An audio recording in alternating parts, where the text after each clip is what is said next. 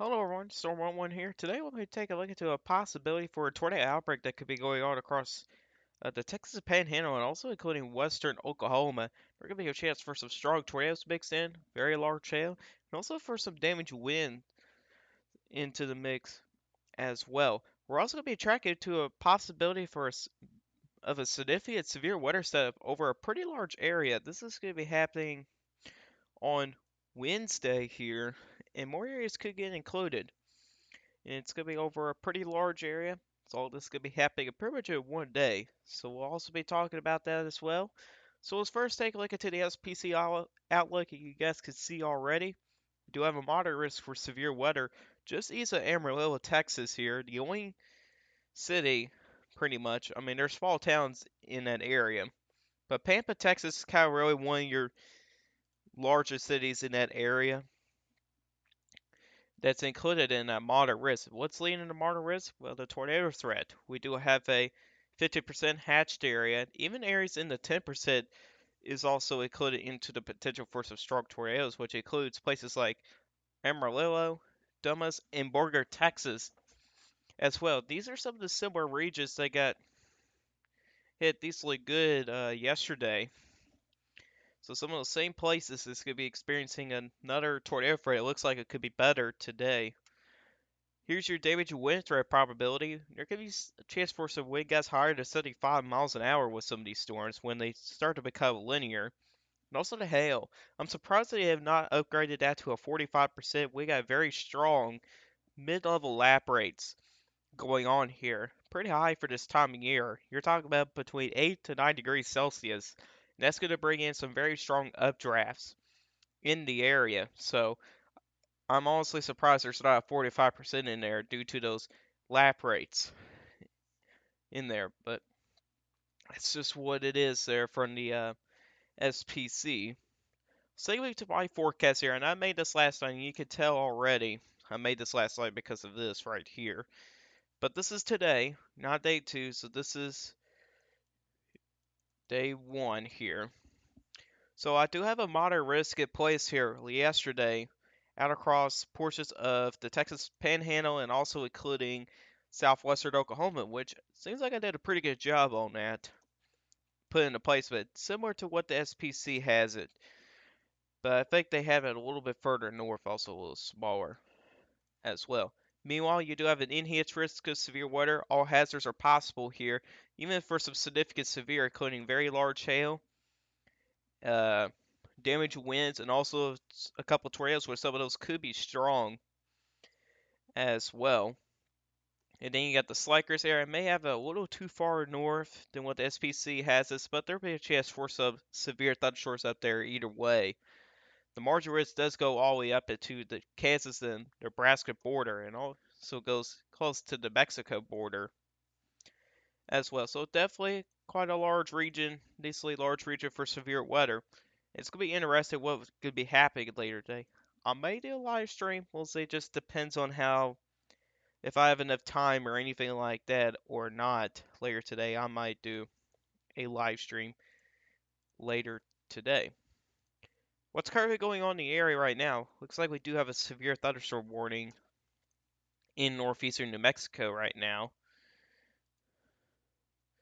Looks like it's associated with that cell there, which looks like the cannot get a good angle with that storm, but yeah, it does have a decent hail core. Looks like the Hail model did pretty well last night.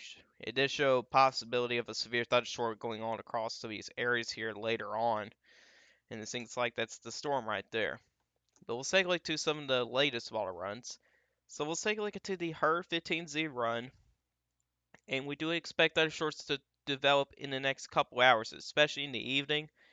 You can see here thunderstorms start to develop across northeastern New Mexico into the western Texas Panhandle, and you're going to see these move to the east and also get stronger. And then as we kind of get to 21Z, so you're kind of getting into the evening hours later today, you can see here we got some possibility for some significant supercells. So some of these could produce some, a strong tornado within some of these supercells here. And they could also produce very large hail and also possibility for some damaging winds, which had done pretty well on yesterday's event. It's done pretty well. And you can see here one of those storms could become pretty big too. Become a pretty big time thunderstorm here. Then some of those supercells start to die down, and then as we kind of get into in the overnight hours, we start to get linear mode here, and this is actually your front right here. We got thunderstorms start to develop, and so those areas that will be moving to the east, and they won't last too much longer for becoming on the severe side of all things. But let's try to get a sounding out here. So this is before the storms develop. So let's take a look to the western Texas Panhandle, and you can see here we got a pretty good hodograph out here. With your hodographs right here, we got a medium curve right there. Dew point's not that great, but temperatures are also decent. You got some wind shear to deal with. Cape numbers are also going to be quite elevated. We got good lap rates in place. Analogs do support significant supercell and also for some very large hail, so that's something to watch there. We can also see some rotating updrafts as well. You can see here there's wind direction with height. Also, although the winds are not that strong, but with those updrafts here, the winds are going to be it's going to be rotating as these updrafts kind of go here, and they'll be up and they'll be rotating with some of these updrafts here. So that's how we're kind of looking at this right now, but I'm sure we could get a better sounding than that. So this is when thunderstorms start to develop, so we'll get a sounding kind of near the same area, and it's better. You've got a little better holograph, critical echo number is decently high. Doesn't have any analog support with this, but there's increase of wind shear, better cape numbers, more wind direction with height going on here, and you also got some good lap rates going on. So that's supportive for some tornadoes and also for some photogenic tornadoes as well. The LCO height is numbers are pretty high too. You can tell right here your LCO height. It's also pretty high there. That could be a little bit of a limiting factor for some of these tornadoes. So, but then again, that's going to be something to watch here very closely. But as we kind of get into 22Z, so if we could get one nearby the supercell here, this would kind of give us a good idea. And wow, that's a pretty good hodograph right there. Much larger hodograph than what the other ones were showing. A lot of wind shear, storm SRH, which is storm related felicity. Got numbers getting pretty high. Got a good amount of cape. Lap rate numbers are down a little bit, although it's still supportive for some severe weather. You got some wind direction, high so it has some rotate updrafts, but that critical angle number, I actually never seen it that high, 117. Wow, I never seen a number that high before. That's a very high number. I never seen a number that high before on a sounding. That's crazy. And that same surface cell continues to move to the northeast, and that should die out some point somewhere around western Oklahoma. But that's what we're kind of looking at right now. That's from the HER model. Let's take a look to those significant tornado parameters. There's not a whole lot of limiting factors for this setup. We'll just be honest here. There's not a whole lot of limiting factors. You see with your significant tornado parameters, they are pretty elevated. And this is a little bit cherry picked, but this kind of gives an indication here how the environment could be like. One thing I do notice here, there's actually a low level cap here, which will prevent pretty much thunderstorms to develop. We also got some very high, I won't say extremely high, but high lap rates going on here. They'll support some strong updrafts. You got wind direction of high, so you have rotating updrafts. Got a good hodograph. Critical number is much lower than the other sounding, but still decently high number of a 52. So another good sounding right here as well. Also your storm rate to felicity and your shear, pretty good, and also cape. That's a pretty good sounding despite of the sounding. I meant not the sounding, but the cap in the low levels. That should break later in the day. More into the overnight hours is when that starts to break. And you can see your severe weather threat should diminish by tomorrow morning. So, yeah, that's what we're kind of looking at right now. And that's just from the HER model, which had done a pretty good job on yesterday's event. What does the high res name say? Well, this is what it looks like here. It's a little bit more linear mode for severe weather. Now, if this is correct, this will bring down our tornado threat some. This will bring down our tornado threat some, but I think we'll have supercells earlier on, and those will have the better chance of producing a tornado. And you can see here by 22Z, so this is getting to the evening hours. You got some mature supercells maturing at across western Texas there, just after the Panhandle, and he's going to be moving to the northeast there as well. And then storms should start to die down by 3Z, so this is getting past midnight, and those storms pretty much die out at that point. So let's take a look to those significant tornado parameters with this.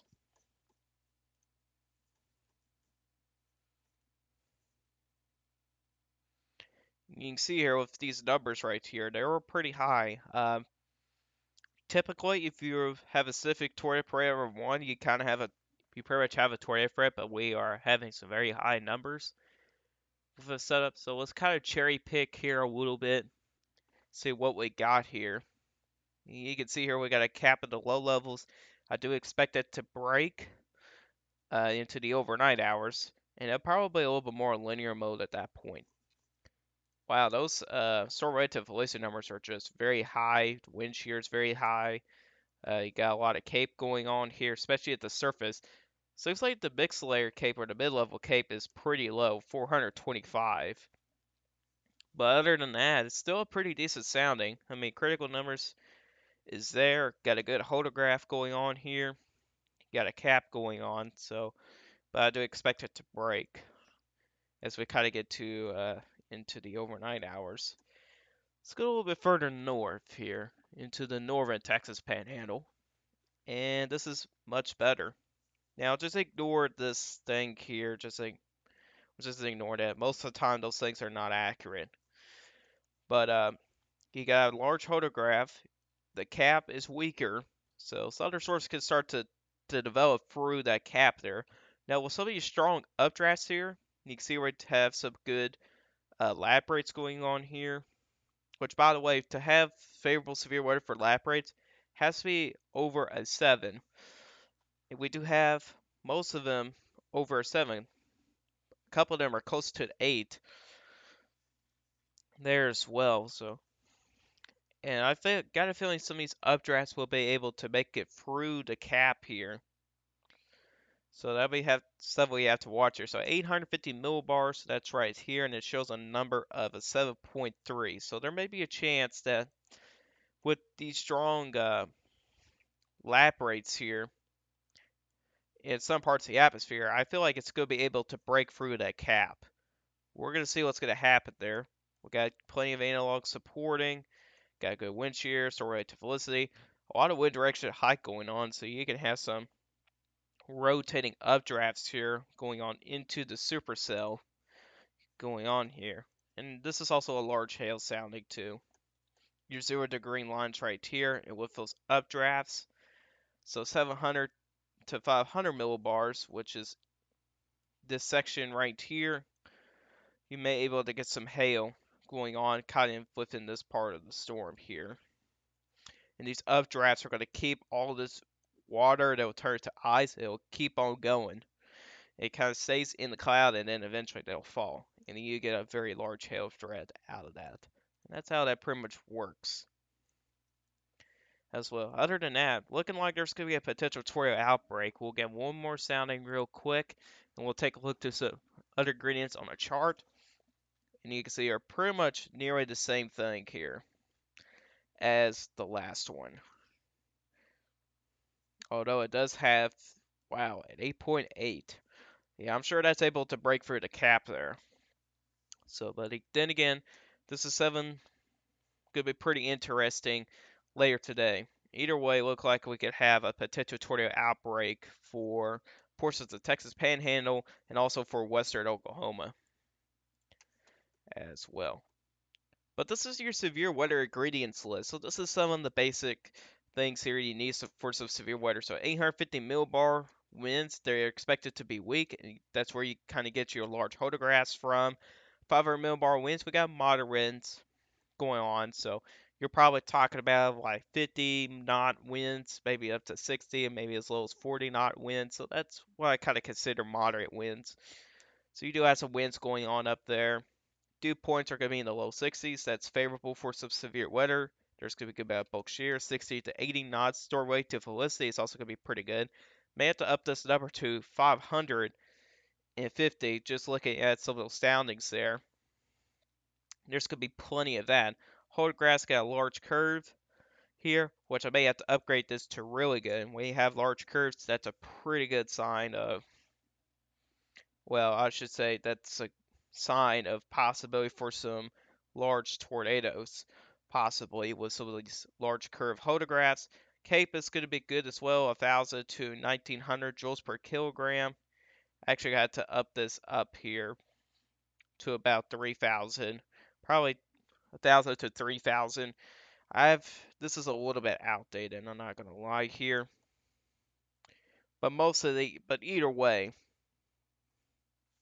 there's gonna be the ingredients will be in place for some severe weather. Mid-level lap rates are expected to be really good, 8 to 9, and we're talking about mid-level, so that's 700 to 500 millibars, like I was talking about on some of the soundings. We're probably talking about 8 to 9 degrees Celsius. But either way, there's a pretty good setup for severe weather pretty much either way for later today. So let's talk about Wednesday, and this is something that's becoming a little bit more concerning now.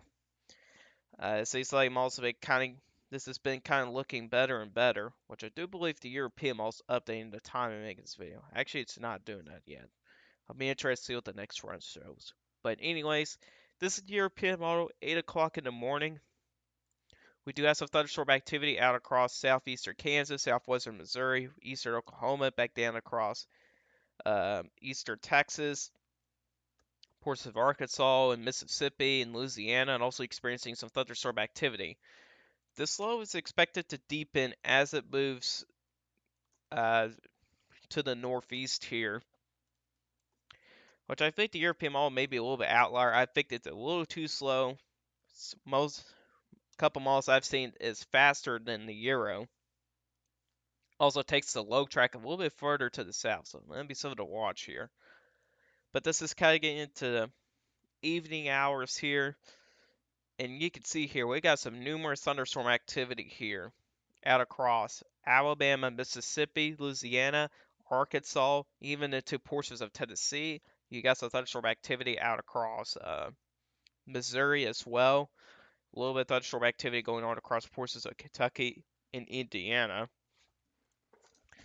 And when you have a low this strong here placed over somewhere around Missouri and Illinois, this is a favorable setup for severe weather across the south here. If we take a look to these Cape numbers, here we go. And typically for severe weather this time of year, really over 500 joules per kilogram, you have the chance for some severe weather, which we do have numbers like that as far north as Columbia, Missouri here, close to St. Louis here as well. If you get down across Mississippi, Alabama, you got numbers at least 1,000. Some places well over 1,000 joules per kilogram. If you look into the GFS, which is a little faster with this here, you can see here we do have some Cape numbers up to 600 out across southwestern Kentucky, back down into central Tennessee, and then eventually getting down into Alabama there as well. Then eventually that instability starts to come back down as we kind of go into the evening hours. But the European model says no to that. It still shows some good Cape numbers. It's also a little bit slower too. GFS had it had up across really between Indianapolis and Peoria, Illinois, and it's still all the way back here nearby Springfield, really between Springfield and St. Louis. Springfield, Missouri, and St. Louis, Illinois there. So European Mall is much slower. We're going to see what the next one will show, but it still shows some pretty supportive for some severe thunderstorms as far north as Missouri and Illinois. And eventually it starts to die down as we kind of get into the middle of the night, but it still shows some Cape numbers up across Kentucky. And if you go back down across Alabama, we still got some decent Cape numbers as well. So generally speaking, this zone in here will be the area to watch for some severe weather. Really for Wednesday, and this probably will continue into the overnight hours out across these areas right in here. But then again, this is something we gotta watch pretty closely here. And we'll take a look to the GFS model with the simulation reflectivity here. And you can see here as we kind of get into Wednesday here, your low looks like it's somewhere over here. But anyways, shows some thunderstorm activity, pretty widespread, numerous to widespread thunderstorm activity. Some of these could be supercells mixing in across portions of Tennessee, Kentucky, back across into the Laurel Hall Valley.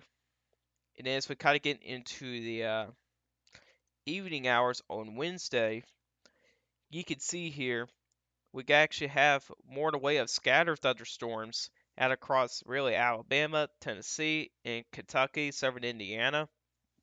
And some of these could be supercells getting mixed in as well, which we'll try to get a sounding here away from the thunderstorms. And this is in southern Kentucky. You can see here we got a pretty good hodograph going on here. That's supportive for a tornado threat. Critical eagle number is 46. Not really done much of an unstable environment here. And what we kind of indicate here is how spread apart the yellow line and the red line is. So it's not that unstable.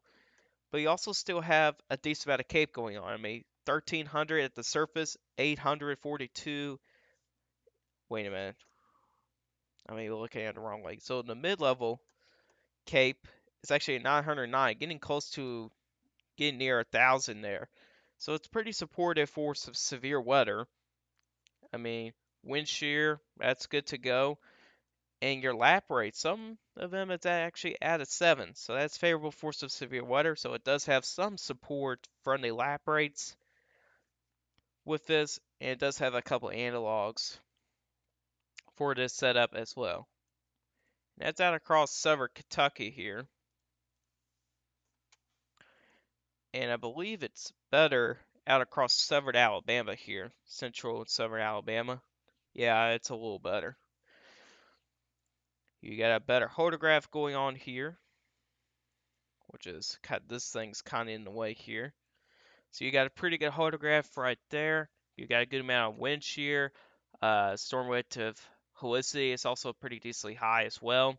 Mid-level capes actually at 1,000. Surface lead base 1,500. Some support from the lap rates, somewhat support.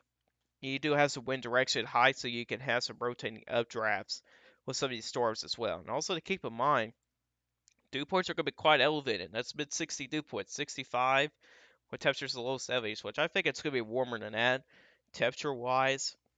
So that's going to be a pretty warm day for a lot of these areas here in the warm sector. So overall, this is a pretty good sounding, better than the sounding up across that was in southern Kentucky here as well. But let's take a look into the surface space cape here. We'll use this one here. It's a little bit different than what Windy has, which is kind of strange. You can see here as we kind of get to Wednesday evening here, areas in the blue here, that's 1,000 plus joules per kilogram of cape here. Let me get a different color. You can see here it goes as far north as central Kentucky here, getting close to southern Indiana. We also just still do have some decent cape numbers up across central Illinois, which is interesting there. That's at least 500. joules per kilogram of CAPE in some of those places. Let's move to our view to the southeast here, because this is going to be the main area concerned here with this setup. And look at these CAPE numbers here. And this is favorable for severe weather. So that's 1800 there. We'll get a sounding out there real quick. Yep, that's a pretty good sounding here. Dew point numbers is high, upper 60s for dew points at 69. That's pretty high. Temperature 75 degrees. Got some good analog support here and some there. Good amount of CAPE to work with. Doesn't have a whole lot of support from the lap rate side. Story rate to Felicity, that's favorable. Has a little bit weaker wind shear here. Also, your wind direction of height isn't that good either. So this is be favorable. I mean, for a sounding like this will probably be more for a hail, a damage wind threat than a tornado threat with this sounding. Although it does have a decent hodograph right up here. I don't know why that keeps on messing up.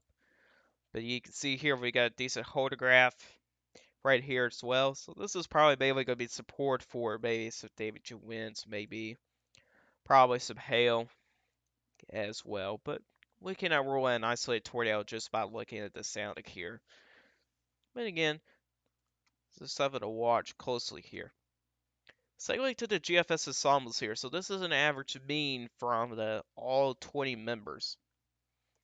And you can see here as we kind of get to Wednesday here, you can see here that's a 991 millibar low in central Missouri here. So it's faster than the a little faster than the Euro. I believe the Euro still has it like back here.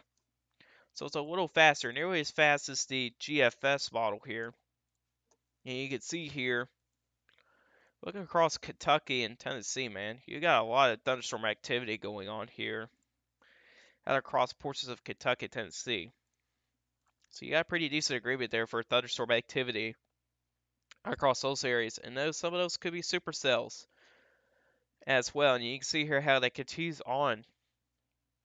Even as you kind of get into the overnight hours, you still got thunderstorm activity going on across some of the same areas. So the severe weather threat may go on for quite a while for some of these places here. But then again, some of these things could change, and it's just something to watch for now. But that's a pretty decent mean from the GFS ensembles here. You got a pretty decent agreement here. And then again, your severe weather threat will likely go down all the way down to the Gulf Coast as well. Just to keep in mind that the severe weather threat area is going to be pretty large. So this is the severe weather ingredients list here. This is for day 5. So 850 millibar winds. That's good. Guess some moderate winds. And again, like I said, probably 50.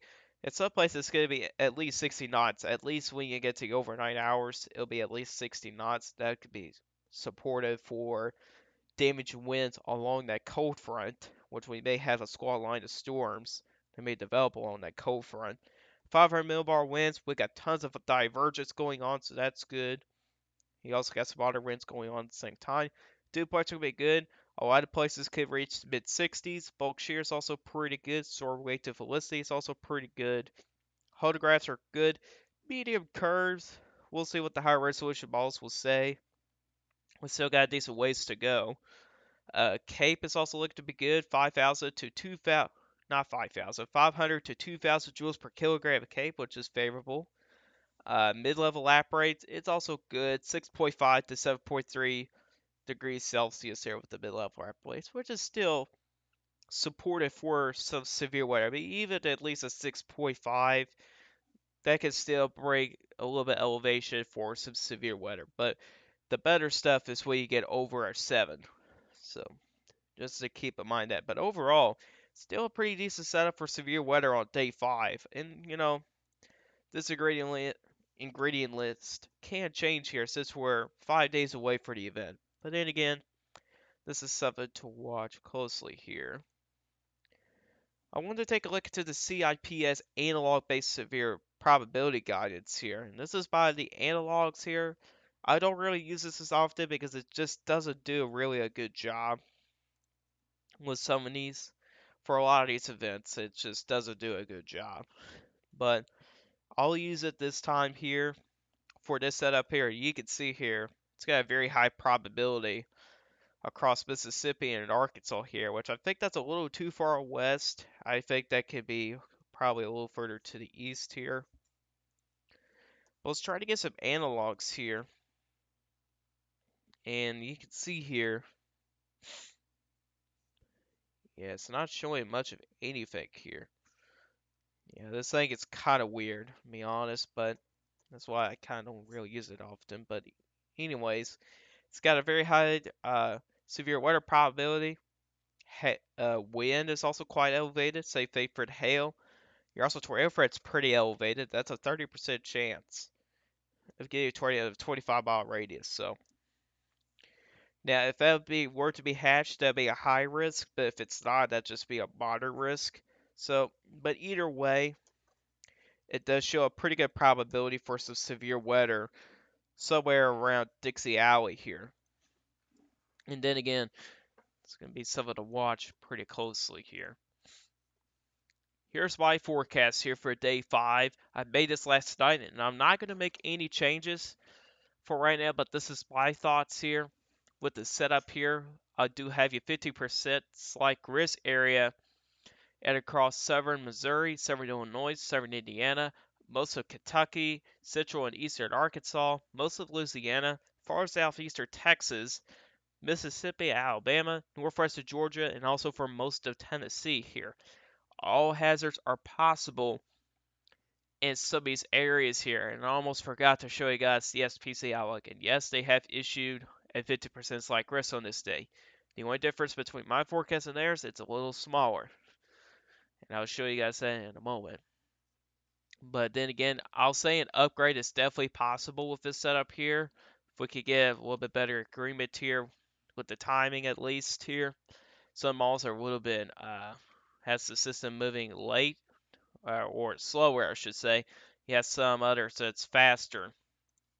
So that's sub-asserting in the forecast here. But either way, it still shows a pretty good setup for severe weather for some of these areas here. And there may be a chance for an upgrade somewhere across the south here. But then again, someone to watch closely here. Let's take a look to the SPC Outlook again. So this is tomorrow. They got a slight risk out across portions of Arkansas here. Seems like there's a decent tornado probability. I'm kind of surprised with that. I think the risk is a little bit lower than what it's showing, but we'll see. Day 3, no risk. And here's day 5. And you can see here, it's a pretty large area. Includes all of Louisiana, all of Mississippi, most of Alabama, portions of the Florida Panhandle, most of Arkansas, southeastern Missouri, far eastern Texas, southern Illinois, central and western Tennessee, southwestern Kentucky, and also for far southwestern Indiana, which I do expect this to probably move this area here to probably a little bit more into Kentucky and probably to Tennessee. We still got some pretty decent Cape numbers out across some of these areas here as well, so I won't be too surprised in the next update here. This may get expanded into a little bit more Kentucky and Tennessee. But overall, I do agree with their forecast here. They also said that all hazards are also possible with this setup as well. But anyways, guys, this is all for you guys today. Hope you guys did enjoy this video. If you guys like this video, hit that like button. If you really do like my channel, hit the subscribe button, hit the bell notifications there and never miss an upload. If you guys have questions about this, you can put in the comment section down below. I'll answer you guys' questions. And I'll see you guys in the next one. Goodbye.